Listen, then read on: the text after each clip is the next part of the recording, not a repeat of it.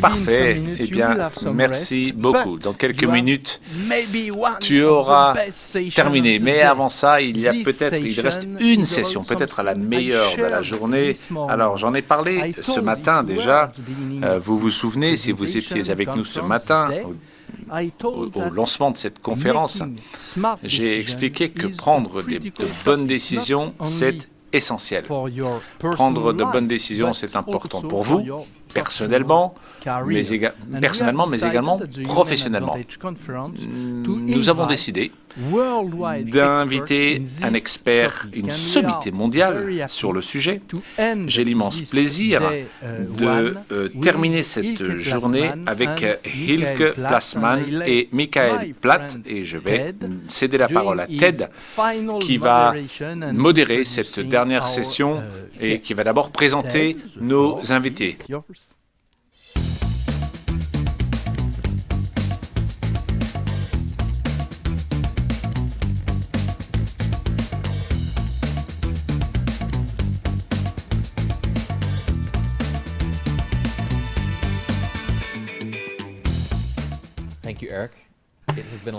Merci, Eric. Quelle journée! Nous en avons presque terminé. Alors, en ligne, en direct, nous avons Michael Platt. Il est à Philadelphie. Il travaille à l'Université de Pennsylvanie. Michael a travaillé toute sa carrière dans le domaine des neurosciences. Comment nous prenons nos décisions? L'idée étant d'améliorer notre santé, celle de nos entreprises. Il a écrit un certain nombre de livres, notamment sur le cerveau et sur les leaders.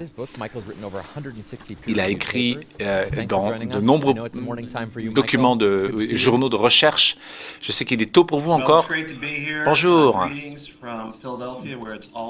Un petit bonjour de Philadelphie, où il fait toujours beau. Très bien. Vive Philadelphie. À Paris, ici, nous avons Hilke Plasman qui travaille à l'INSEAD. Elle travaille également dans le Brain and Spine Institute à la Sorbonne, ici à Paris. Elle travaille sur la prise de décision consommateur, les implications marketing. Elle travaille dans le domaine de la psychologie, de l'économie et des neurosciences. Elle a remporté un certain nombre de prix. Je suis certain que vous avez également lu certains de ses articles dans les journaux. Hilke, bonjour et bienvenue. Bonjour, merci, je suis ravi d'être avec vous cet après-midi. Bien, commençons. Comment prendre de meilleures décisions? C'est notre objectif. Alors, comment faire mieux? On s'y consacrera demain également dans notre vie professionnelle et privée, mais cela a l'air un peu trop complexe. Par où commencer pour prendre mieux nos décisions? C'est justement mon point d'entrée à l'origine. Alors, les gens disent beaucoup de choses, et puis ensuite, ce qu'ils font, ce qu'ils pensent, ce qu'ils ressentent diffère. Et donc, en fait, dans les sciences comportementales et en neurobiologie, c'est une fenêtre privilégiée pour comprendre de façon très mécanique comment nos comportements, comment nos émotions se retrouvent dans les actes. Voilà, donc je me suis passionné sur comment appliquer cela au monde de la consommation, comment guider le consommateur. Alors, ce qui est chouette, c'est la personnalisation. Très souvent, on a tendance à segmenter, opérer des segmentations pour expliquer, pour éclairer des comportements. Mais cela peut être très utile de se situer à l'échelon neuroscientifique. Alors, une anecdote assez sympa. Denny Carrill, c'était quelqu'un qui était à la télévision, dont le but était de perdre du poids. Et en fait, il a perdu beaucoup de points. 6 ans plus tard, il a repris 50% de ce qu'il avait précédemment perdu. Alors, ce n'est pas un cas isolé. Il y a des articles universitaires qui travaillent à l'Institut national de santé. Regardez la motivation de chacun qui concurrençait dans cette émission, comment ils ont changé leur régime alimentaire. suite à l'émission, mais ce n'était pas prédictif pour savoir combien de poids ils allaient reprendre par la suite, ou pas d'ailleurs. Alors ensuite, ils se situaient à l'échelon du métabolisme, les changements physiologiques, la réaction du cerveau à l'alimentation. Et puis ensuite, il a été capable d'en voir les effets et que cela est induit par un changement de comportement. Et en fin de compte, c'est ainsi que vous allez vous maintenir dans une tranche de poids précise. Donc en fait, c'est quelque chose de très puissant pour éclairer votre vie au quotidien. Bien. Alors, d'aucuns vont dire de façon très simpliste, c'est le contexte, ce sont des nudges. Mais cela n'a pas suffi. Il fallait procéder à un échelon neuroscientifique. Voilà, donc on a l'effort déployé, je retire de mon frigo ce qui est mauvais, mais vous dites qu'il y a une couche supplémentaire qu'il fallait appliquer. C'est ça.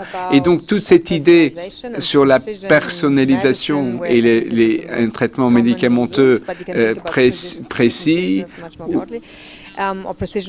ou le bien-être précis, comme on le qualifie, c'est fascinant parce que ça me permet d'intégrer le savoir sur le nudge plus efficace, plus ciblé. Il y a des neuro-hacks, comme on les appelle, et les outils, les smartwatches par exemple, qui vont suivre votre sommeil, qui vont suivre votre battement cardiaque et la variabilité de celui-ci. Et une batterie corporelle pour vous dire, maintenant exercez-vous, maintenant non, reposez-vous. Voilà, donc en fait, en nutrition, c'est pareil, on a une appli qui nous vient d'UCL à Londres, la fac de Londres, qui fait un profil individualisé avec leur niveau de glucose, leur métabolisme, la matière grasse, pour donner derrière des indications sur le régime alimentaire pour mener une vie plus saine. Voilà, donc les neurosciences, c'est le sujet qui nous intéresse ici. Il y a un grand nombre de hauts dirigeants dans l'auditoire aujourd'hui. Est-ce que les dirigeants prennent des décisions différemment comparativement à des quidams dans la rue? Comme moi, vous avez évoqué la question des émotions. Peut-être que les dirigeants sont davantage capables à distinguer des émotions de leur rationalité. Ou est-ce que c'est faux? Non, je ne dirais pas que les émotions ne sont pas impertinentes ou qui sont des obstacles. Non, des émotions existent pour un but très précis. Elles nous donnent une teinte mobilisatrice qui nous permet d'agir. C'est un aiguillon qui nous donne parfois un avantage concurrentiel. Alors, dans le monde des affaires et être dirigeant dans cet univers, l'émotion peut constituer un obstacle. Pourquoi? Eh bien, quand vous êtes dans un état d'excitation émotionnelle, vous allez peut-être privilégier ce que vous pouvez perdre, ce que vous allez éventuellement gagner. Et cela peut dresser des obstacles. Alors, depuis quelques décennies, on peut comprendre, grâce à la neuroscience, c'est que le cerveau va prendre des décisions en intégrant des données pour pondérer le réel jusqu'à atteindre un seuil qui va vous permettre de prendre une décision. Voici la décision à prendre. Alors, si vos émotions sont là trop, ça a tendance à éclipser les données accumulées. Et ça accumule aussi une nuisance sonore, si je puis dire, parasitaire, qui va parasiter votre prise de décision. Voilà, donc l'excitation passionnelle, si je puis dire, peut être défavorable à la prise de décision. ou bien vous allez centrer votre attention sur ce que vous allez perdre. Et on le voit très bien d'ailleurs dans le contexte de la prise de risque. Il y a longtemps, il y a quelqu'un qui disait que les gens évitent ce genre de paris, là où vous êtes susceptible de perdre quelque chose.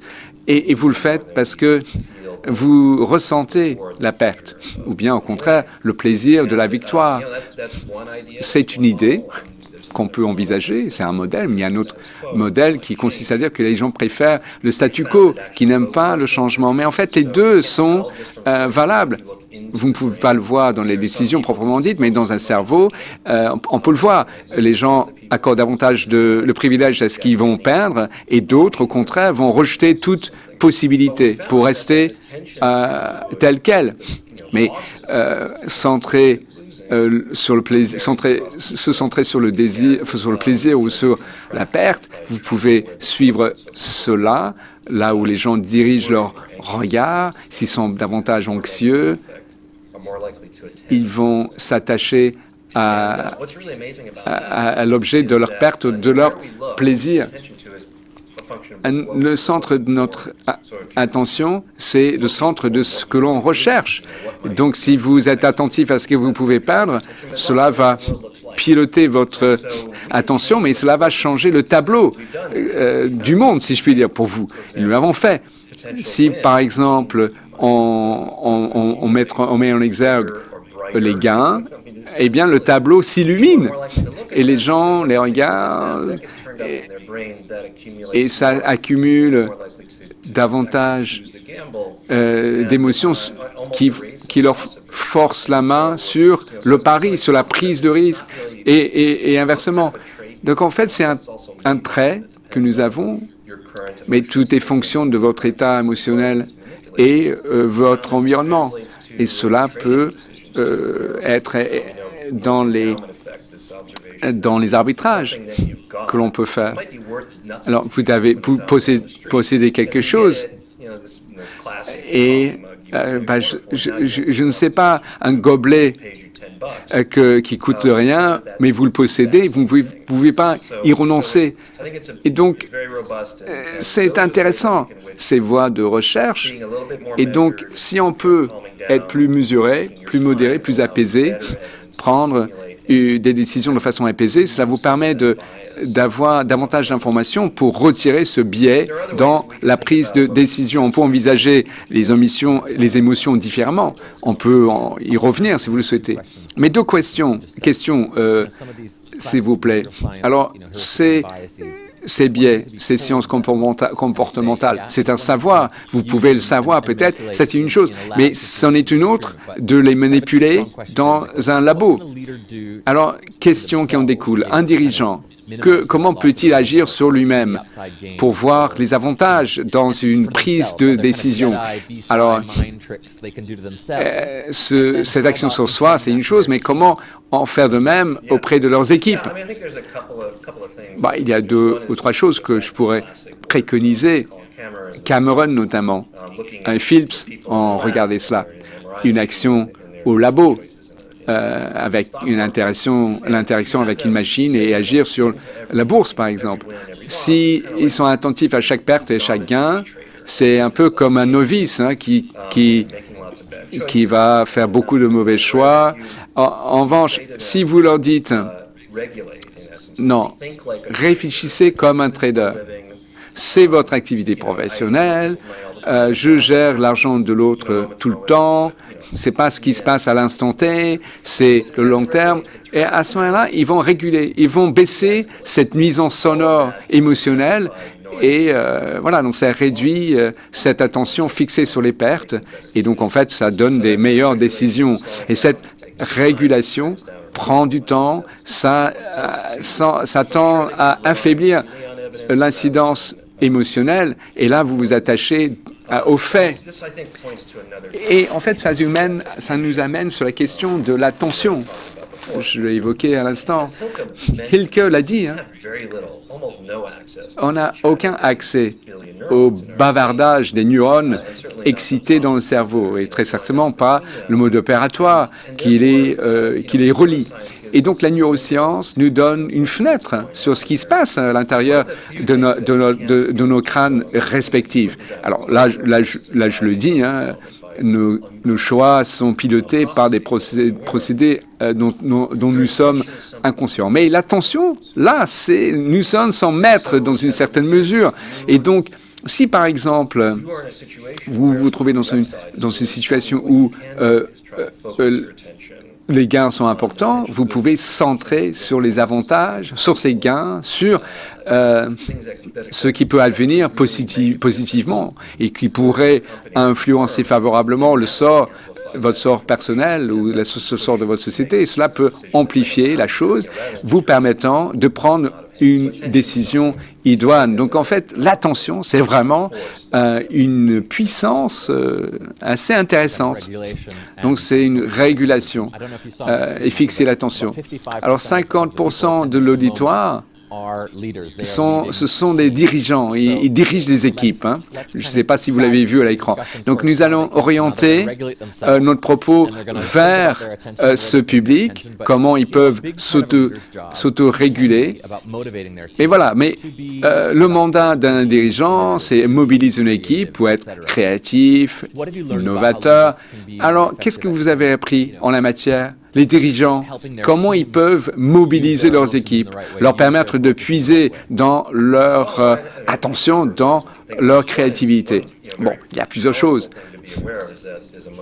Alors, il faut faire gaffe à la contagion émotionnelle. Si les dirigeants affichent sa peur, son incertitude, sa colère, cela peut se propager plus loin. C'est pour ça que la question de la régulation revêt un intérêt capital. Nous sommes humains et nous sommes des êtres sociables. C'est vraiment dans le sang. Je passe l'essentiel de mon temps à me pencher sur les singes et qui partagent avec l'humain cette capacité à être sensible à ces informations environnementales, contextuelles, sociales. Donc les gens qui travaillent pour vous, ils vont vous regarder de près. Et donc ce que vous dites, ce que vous faites, potentiellement, vont avoir un impact sur eux. Mais je dirais qu'aujourd'hui, nous sommes à un carrefour. Alors, si vous prenez du recul, hein, ce qui s'est passé depuis 100 ans, ou voire plus, on est passé dans une économie fondée sur les rapports, les relations, dominées par l'information et par l'IA. Alors, si on met l'accent sur les connexions sur le travail, faire ressortir les opportunités, s'il y a un mandat culturel qui régit vos actes de dirigeant pour resserrer les liens entre les membres de vos équipes, cela peut renforcer la confiance, renforcer la communication au sein de ces équipes, mais je pense aussi que cela va leur permettre d'être davantage sensibles à la question de la confiance qu'ils peuvent placer dans la parole et les actes du dirigeant. Et c'est ainsi que ces équipiers peuvent agir convenablement suite aux instructions imparties par ce dirigeant. Bon, très bien, Ilke. Un dirigeant, comment peut-il communiquer avec ses équipes si on veut donner le là émotionnel, s'assurer que les gens sont concentrés sur leurs tâches à court terme, mais à long terme, retenir les talents. Comment peut-on diffuser une influence favorable pour qu'ils soient alignés sur une stratégie ou sur un cap à tenir? Alors, il y a plusieurs techniques, hein, mais ce qui est important encore davantage en tant que comportementaliste, c'est de créer un contexte de mobilisation. Donc, à travers des actes de communication, les compétences communicatives, comment ils reconnaissent ou récompensent les efforts, comment ils veillent aux décisions prises et comment Et dans quelle mesure ils font sortir une ambiance de sécurité psychologique au sein de l'équipe. Il en a été question ce matin. Si vous êtes dans un lieu de travail sous pression, si vous voulez que les gens soient motivés et créatifs, les aider à comprendre que voici un havre de paix. Vous pouvez livrer votre pensée sans phare. Cela permet de naviguer dans une crise et cela permet de maintenir un niveau de motivation adéquat. Et il y avait des termes difficiles pour les dirigeants. Motivation était difficile, déléguer, renforcer la compréhension, être inclusif, créer une appropriation de la stratégie. Nous avons parlé un peu de la motivation. Et est-ce qu'il y a quelque chose qui ressort ici? Des astuces en matière de communication? Michael a sans doute une idée là-dessus, mais pour moi, l'essentiel, c'est d'être très clair, transparent en matière de communication, récompenser l'équipe, saluer l'équipe, mais il faut rester transparent dans votre gestion de l'équipe. Et dans ce contexte de motivation, les gens peuvent être davantage créatifs et trouver des solutions. Michael, alors, vous avez vu ces termes, déléguer, s'avère difficile, garder la motivation au sein de l'équipe. Bon, il y a une profusion d'idées que cela permet de ressortir, mais je souhaitais réagir dans le droit fil de ce qu'a dit Ilke. C'est-à-dire que quand on vit en bonne intelligence avec quelqu'un, il y a des bonnes relations de travail, nos cerveaux commencent à entrer en résonance, à se synchroniser. Nous sommes de bons amis, notamment avec moi et Ilka, on serait davantage semblables, on percevrait le monde de façon semblable. Ce serait comparable en tout cas, et cela nous permettrait d'être davantage susceptibles à travailler la main dans la main. On est synchronisé sur le plan collaboratif et sur la question de la confiance. Donc, il y a un grand nombre de choses positives après tout. Donc, deux conclusions qui en découlent. Les dirigeants peuvent agir ainsi parce que ce que nous avons appris, c'est que l'action d'un dirigeant, surtout s'il veut que son équipe fasse quelque chose de difficile, le dirigeant doit synchroniser le cerveau de son public avec le sien. Donc, en fait, les gens vont être... Quelqu'un arrive le matin au travail, il a passé toute la nuit dans une boîte de nuit, un autre, il a eu un problème avec sa femme. Bon, donc chacun se présente au travail dans un état d'esprit différent. Donc, il faut vraiment les aligner avant de leur transmettre un message. Cela relève de la question de la délégation sans doute, mais ça fait partie d'un acte de communication, mais c'est là où le charisme a son rôle à jouer. Narrer une histoire, raconter une histoire, ça semble être une façon de rassembler les gens, les synchroniser pour qu'ils entendent du même oreille ce que vous dites et comprendre ce qu'on leur demande. Alors, la synchronisation. Alors, les avantages qui en découlent.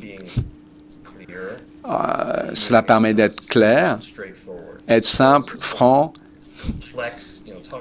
Donc, un langage trop complexe, trop chargé de complexité, trop long. Ces choses-là peuvent être un obstacle à la synchronisation de cette écoute qui vous est prêtée par l'équipe. Deuxième point, je reviens à la sécurité psychologique soulevée par Ilke à l'instant. Alors, c'est critique pour la dynamique d'une équipe dont les efforts sont aboutis. Voici deux mois, nous avons fait sortir un papier mesurant des battements de cœur de ceux qui sont sur un panel de recrutement. Et de même que nos cerveaux sont synchronisés avec ceux avec qui nous nous entendons bien, cela rentre dans ces mécanismes corporels. Nos battements cardiaques rentrent en résonance avec l'autre. Alors, on a confié une tâche très ardue dans le cadre de ce travail-là, hein, enfin, le recrutement, c'est difficile de comprendre les informations et tout, au sein de ces comités de recrutement. Mais les comités qui étaient physiologiquement synchronisés étaient susceptibles de parvenir à un consensus et ont pris la bonne décision en définitive. Mais les comités qui n'étaient pas synchronisés physiologiquement, hein, peut-être ne parvenait-il pas à un consensus, où il écoutait celui qui parlait le plus fort, et puis ensuite était en échec par rapport à la décision qu'il fallait prendre. Alors, rien de tout ça n'a été prédit par des informations recueillies en amont sur une base informationnelle. Ça découlait d'une mauvaise synchronisation ou d'une synchronisation physiologique. Alors le battement cardiaque, c'est un marqueur de sécurité psychologique, des conditions qui doivent être réunies au sein d'un comité, en l'espèce, pour permettre aux uns et aux autres de partager efficacement des informations. C'était intéressant d'ailleurs, parce qu'on s'est dit que peut-être que intuitivement, le résultat serait à l'inverse, parce que prendre une décision collective suppose d'abord, reconnaître que toi tu sais quelque chose que l'autre ne le sait pas, et avoir suffisamment de confiance de lancer ça dans le mix pour lancer un échange utile. Et si ces conditions ne sont pas réunies, et si vous n'évoluez pas dans un milieu sécurisé, en fait, les gens ne vont pas pouvoir le faire. C'est fascinant. Et est-ce que vous pouvez manipuler cette synchronisation? Est-ce que vous pouvez l'amener à volonté? Oui, c'est possible. Hein? Oui, c'est ça. Mais alors, certaines personnes sont synchronisées d'entrée de jeu, dès la première rencontre, physiologiquement. Vous pouvez voir qui va devenir de grands amis. Il y a Caroline Parkinson qui a mené des recherches là-dessus. Ils ont fait la démonstration. Vous pouvez prédire la naissance d'une amitié. En regardant une vidéo TikTok, par exemple, vous allez avoir, si deux personnes regardent la même vidéo, c'est possible que vous vous rencontrez favorablement. Alors, dans un bureau, nous avons mené une recherche, c'était l'an dernier d'ailleurs, ce sont des gens qui n'ont jamais travaillé physiquement dans le même espace, et pourtant, plus ils étaient synchronisés, mieux leur relation professionnelle, alimenter leur productivité. Alors, pour une équipe agile, fugitive, des équipes fugitives ou à distance, comment susciter cette synchronisation? La neuroscience peut être très utile, peut être très précieuse. Quand j'échange avec les dirigeants, la question se pose à savoir pourquoi est-ce que je dois placer ma confiance en vous? Et moi de répondre, si vous allez passer du temps avec un travail, autant prendre celui-ci parce que il est probant. Alors la conversation, c'est utile pour une synchronisation. D'ailleurs, quand il y a une conversation vraiment approfondie, on y consacre du temps. C'est pas un simple bavardage. On écoute, on apporte un commentaire. Et puis, il y a aussi un système à base de cartes, Fast Friends, ça s'appelle, qui nous fait remonter aux années 90. Il y a d'autres en ligne. Mais là, et ça peut impliquer des gens qui ne travaillent pas très souvent. Ils conversent ensemble, il y a un dialogue, ça donne lieu à davantage d'envie de collaboration. Il y a aussi, par exemple, bouger ensemble, faire miroir à l'autre dans des icebreakers au théâtre, par exemple. Je ne vais pas le faire, mais on peut. Non, mais la musique aussi, la musique, donc le rythme de la musique, la cadence musicale, surtout si vous, je ne sais pas, scandez des choses, des tambours. Alors, je suis anthropologue au départ, en tout cas, mais si vous regardez toutes les cultures sur la surface terrestre, elles ont toutes ces activités rythmiques, basées sur le rythme, le chant, la danse, la scansion. Alors, c'est pour une raison précise, n'est-ce pas? Et pour nous, on estime que cette raison, c'est de favoriser la synchronisation, qui est le ciment qui fait que, en tant que communauté, on peut se confronter à un défi. On le voit chez les singes, chez les souris, chez les chauves-souris d'ailleurs. Donc c'est vraiment primordial. Hein. Ça nous fait remonter jusqu'à la nuit des temps. Hein. Et cela, c'est le ciment qui nous fait bouger ensemble, nous permettre de coopérer à l'échelon plus qualitatif. Pardon. Alors, nous avons parlé chez BVA sur comment faire avancer les sciences comportementales. C'est les ressources humaines, c'est le développement, c'est l'apprentissage. C'est quoi le point d'entrée? Comment faire en sorte que les sciences comportementales puissent trouver une voie dans les business? Bon, on peut faire du marketing, de la mesure, mais le mieux, c'est de nous intégrer dans un développement de produits avec une démarche de personnalisation. Je l'ai évoqué au départ. Mais moi, j'invite les gens qui ont utilisé les sciences comportementales dans leur activité professionnelle. C'est pour un service RH notamment. Et ici, une PDG s'est dit, bon, je vais changer notre mode opératoire en matière de recrutement.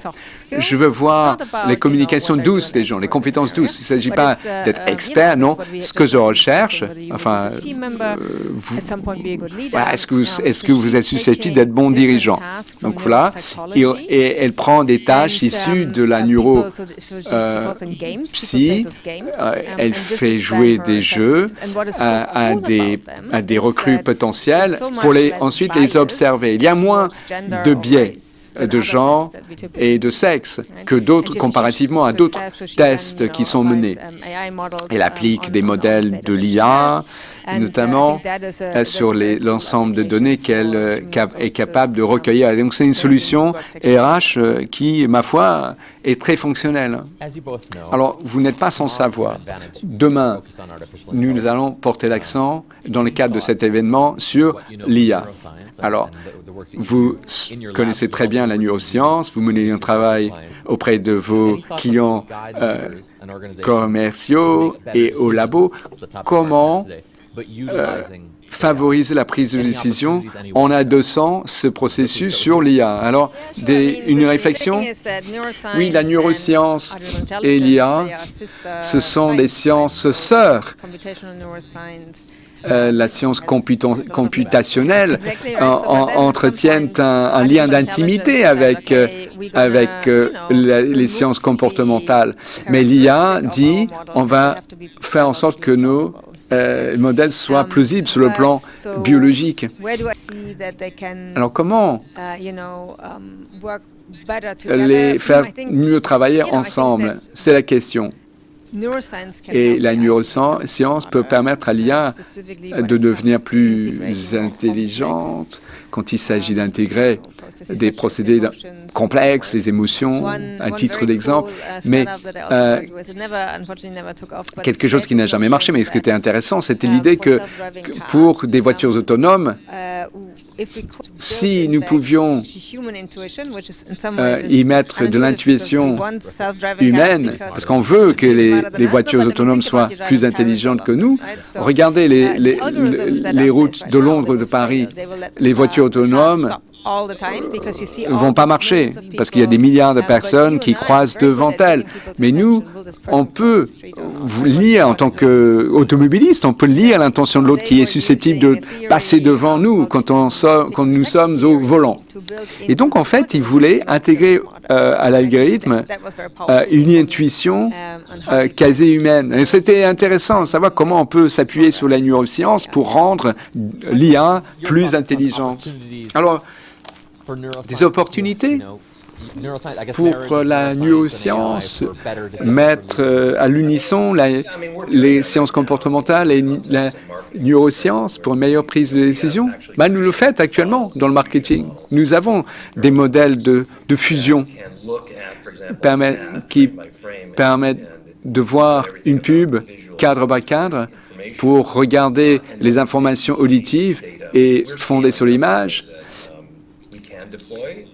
Et nous avons des techniques que nous pouvons déployer dans les sociétés. Nous prenons ces signaux, ces deux ensembles des signaux, pour les fusionner donc pour trouver des variables prédictives et qui sont bien pour la vente et sur les retours sur le cours de bourse et les données liées au cerveau, qui a un poids important. Voilà, donc il y a une fusion de technologie et l'homme. Évidemment, ça suscite des appréhensions. Il faut le faire de façon morale et avec les valeurs humaines qui prévalent dans cette démarche.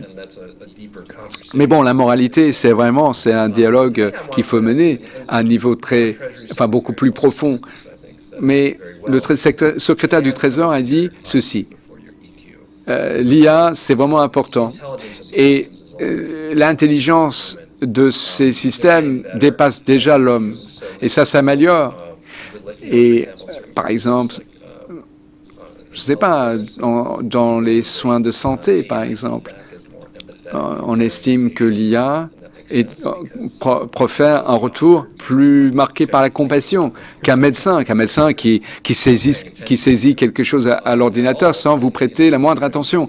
Et de l'IA, donc, l'IA peut être beaucoup plus patiente aussi. Mais il y a des similitudes entre l'IA et le cerveau humain pour ce qui est des algorithmes sur lesquels ils font, mais l'intelligence humaine est tellement différente, ce n'est pas un ordinateur. Et on est comme un couteau suisse, nous avons un ensemble d'outils, tire-bouchon, c'est plus important d'ailleurs, le tournevis, couteau.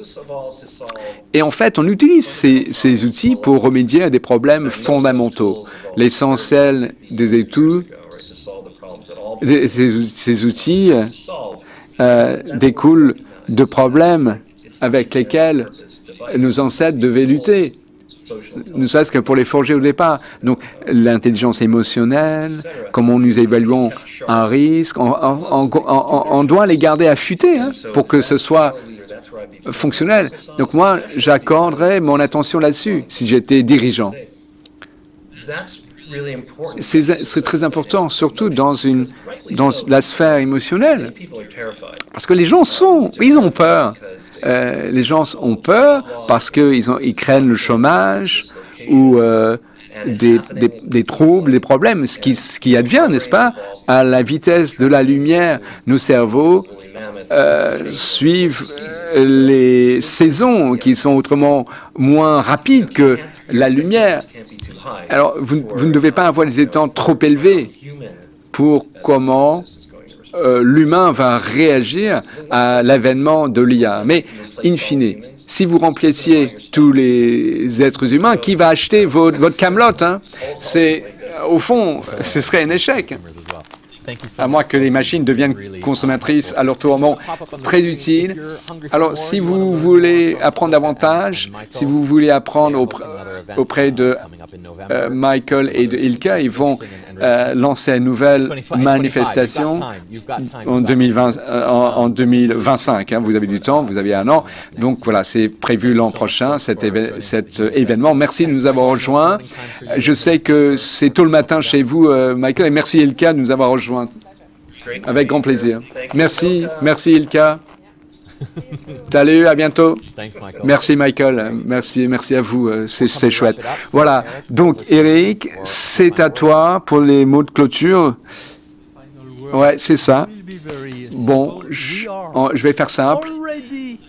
Nous sommes déjà à la fin de notre premier jour chez notre conférence Human Advantage. J'espère que vous avez beaucoup appris, à l'image de nous d'ailleurs.